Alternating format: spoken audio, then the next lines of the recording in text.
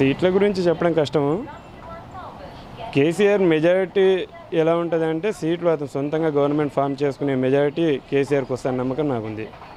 నేను అలా చెప్పలేను. బలమైన ప్రతిపక్షం అయితే ఉండొచ్చు, అందరూ కలిసి బలమైన ప్రతిపక్షం ఉండొచ్చు. టీఆర్ఎస్కి కాంగ్రెస్కి వస్తే ఒక 20-30 సీట్లు వస్తాయేమో, టీఆర్ఎస్కి వస్తుంది. ఒకవేళ హంగ్ ఏర్పడ్డా కూడా ఎంఐఎంలతో లేకపోతే బీజేపీలతో కలిపి మళ్ళీ ఫామ్ చేయొచ్చు, గవర్నమెంట్ ఫామ్ చేయొచ్చు. కేసీఆర్ చెప్పినట్టు 100 పైన వస్తాయని నేను కూడా ఎక్స్పెక్ట్ చేస్తున్నాను. ఇందాక మీకు చెప్పినట్టు సేమ్ అదే చెప్పాల్సి వస్తుంది అనమాట.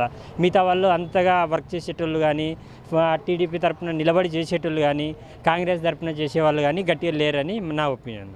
We are expecting only 20 to 30 we guess.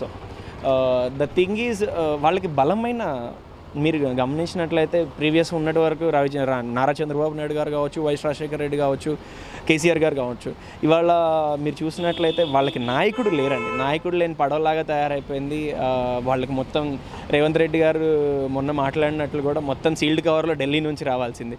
హైదరాబాద్లో కూర్చొని నువ్వు ఆపరేషన్స్ చేస్తూ ఢిల్లీ నుంచి వచ్చి చేయాలంటే ఈ లోపల ఏదైనా జరిగి ఇక్కడ ఏదైనా ప్రాబ్లం అయిందంటే వీళ్ళు వెళ్ళి ఢిల్లీ వచ్చే లోపల మొత్తం కొలాప్స్ అయిపోతుంది. So 100% we are expecting the TRS will come back again.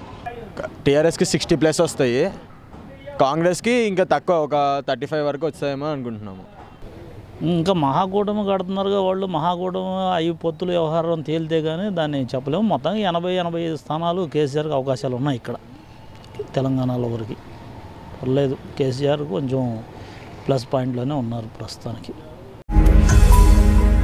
ఈ వీడియో గనుక మీకు నచ్చినట్లయితే లైక్ చేయండి, షేర్ చేయండి. మరిన్ని వీడియోస్ కోసం మా ఛానల్ను సబ్స్క్రైబ్ చేయండి.